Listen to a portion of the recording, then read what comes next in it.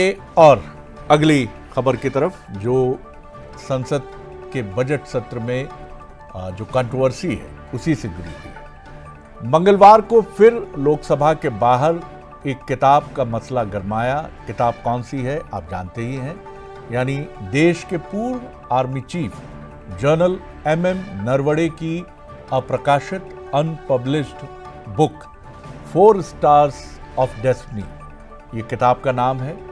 इस पर Penguin Random House India का रिएक्शन सामने आया है। ये पब्लिशर हैं। पेंगुइन दुनिया की एक नामचीन पब्लिकेशन हाउस है, पब्लिश करती है किताबों को। उसका रिएक्शन सामने आया है। इस पब्लिशिंग कंपनी ने कहा है कि किताब अभी तक प्रकाशित नहीं हुई है और ना ही इसका कोई हिस्सा सार्वजनिक किया गया है, यानी किसी मीडिया को या किसी भी माध्यम से इसको जनता के बीच या रीडर्स के बीच इसको भेजा गया है। विवाद के बीच पहली बार पूर्व आर्मी चीफ नरवणे साहब का भी रिएक्शन सामने आया है और उन्होंने ये जो पेंगुइन पब्लिकेशन है उसने जो एक्स पर पोस्ट किया है उसी पर उन्होंने अपना पोस्ट किया है नरवणे जी ने, और उसमें उन्होंने कहा है कि किताब की ताज़ा स्थिति ये है, यानी जो पब्लिशर ने कहा है मैं उसी के साथ सहमत हूँ और यही बात मैं भी दोहरा रहा हूँ कि किताब की ताज़ा स्थिति ये है, यानी वो अनपब्लिश्ड है और कहीं भी उसका कोई हिस्सा साझा नहीं किया गया है। और उनका ये संस्मरण, जिसे कथित रूप से इस किताब का हिस्सा बताते हुए राहुल गांधी ने सदन में कोट करने की कोशिश की है, उसकी तरफ भी ये बात स्पष्टता से इशारा करती है कि कोई भी बात जो उसकी है वो पब्लिक में नहीं है। और जवाब में राहुल गांधी ये कहते हुए नजर आए हैं कि ये नरवणे जी का पुराना एक्स पोस्ट है जिसमें उन्होंने लिखा था कि मेरी किताब अवेलेबल है। एक पुराना एक्स पोस्ट कोट कर रहे हैं राहुल गांधी, जिसमें वो ये दावा कर रहे हैं कि पूर्व आर्मी चीफ कह रहे हैं कि मेरी किताब अवेलेबल है। राहुल गांधी ने कहा या तो MM नरवणे झूठ बोल रहे हैं या पेंगुइन झूठ बोल रहा है। राहुल गांधी ने आगे कहा कि किताब में कुछ ऐसी बातें हैं जो सरकार के लिए कंफर्टेबल नहीं है, असुविधाजनक है, इसलिए नरवणे जी का पोस्ट डिलीट कराया गया। वहीं बीजेपी ने राहुल गांधी पर सवाल उठाए कि उनके पास अनपब्लिश्ड किताब कैसे पहुंची।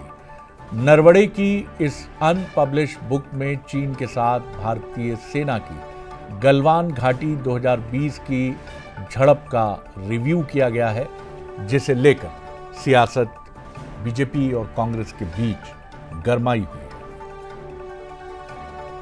When is saying something, they're saying the book is not being published, right? The book is available on Amazon. General Narawane has tweeted, as I just read to you, that please buy my book. And I think he tweeted that in 2013, if I'm not mistaken. 2023. So Narawane ji, who's the army chief, who I believe, over Penguin. Do you believe Penguin over Narawane ji? Obviously, you have to decide whether Penguin is telling the truth or army chief is telling the truth.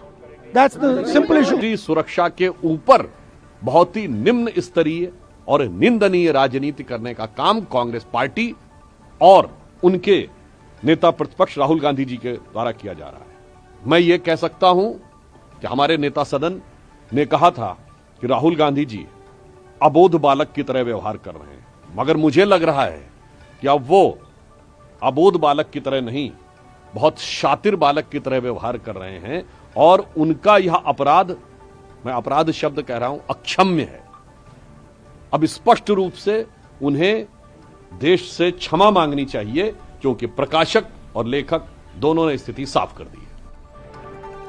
BJP का बहुत ही गंभीर आरोप है राहुल गांधी पर। उनका कहना है कि जब प्रकाशक और पुस्तक लेखक दोनों ये बात कह रहे हैं कि किताब प्रकाशित नहीं है, ऐसे में राहुल गांधी का ये वक्तव्य कि किताब अमेज़न पर अवेलेबल है और ये दावा कि नरवणे साहब ने खुद कहा है कि इस किताब को आप यहाँ से हासिल कर सकते हैं, एक गंभीर अपराध है, अक्षम्य अपराध है, माफ़ी नहीं मिल सकती है। उन्हें देश से माफ़ी मांगनी चाहिए। राहुल गांधी के दावों पर सवाल क्यों उठे? पहला पॉइंट इसके पक्ष में जो दिखता है वो है किताब ऑनलाइन उपलब्ध होने की बात कही, जबकि प्रकाशक और लेखक दोनों कह रहे हैं कि किताब अभी प्रकाशित ही नहीं हुई है।